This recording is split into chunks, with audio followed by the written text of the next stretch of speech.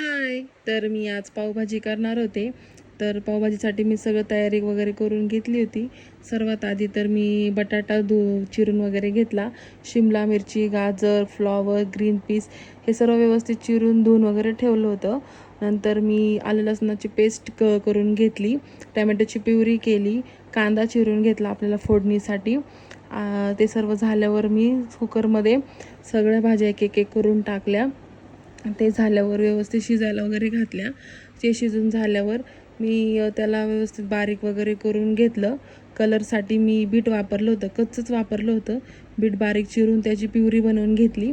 फोडणीसाठी सर्वात आधी मी कढईमध्ये बटर टाकलं. बटर व्यवस्थित करून घेऊन त्याच्यामध्ये कांदा टाकला. कांदा थोड्या वेळ लाल होऊन दिला. त्याच्यानंतर त्याच्यामध्ये मी आलं लसणाची पेस्ट टाकली. ती व्यवस्थित परतून घेतल्यावर मग टमॅटोची प्युरी टाकली. मग आपला जो बीट ठेवलं होतं कलरसाठी ते मी टाकलं, व्यवस्थित परतून घेतलं.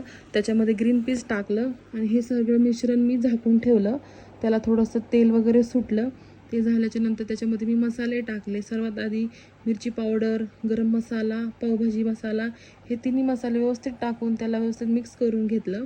हे झाकून ठेवलं 5 मिनटं. परत ह्यालाही व्यवस्थित शिजवून घेतल्यावर ह्याच्यामध्ये जे आपण भाज्या शिजवून बारीक करून ठेवल्या होत्या त्या टाकल्या. त्या व्यवस्थित मिक्स करून घेतलं आणि त्याच्यानंतर शेवटला मी त्याच्यामध्ये मीठ टाकलं व्यवस्थित त्याला 5 मिनटं शिजून दिलं.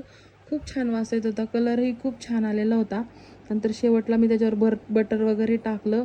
एवढं मस्त वास आणि एवढी मस्त टेस्ट येत होती ना, खूप छान झाली होती पावभाजी. शेवटला मी ताट घेतलं, मस्त 2 पावला बटर वगैरे लावलं.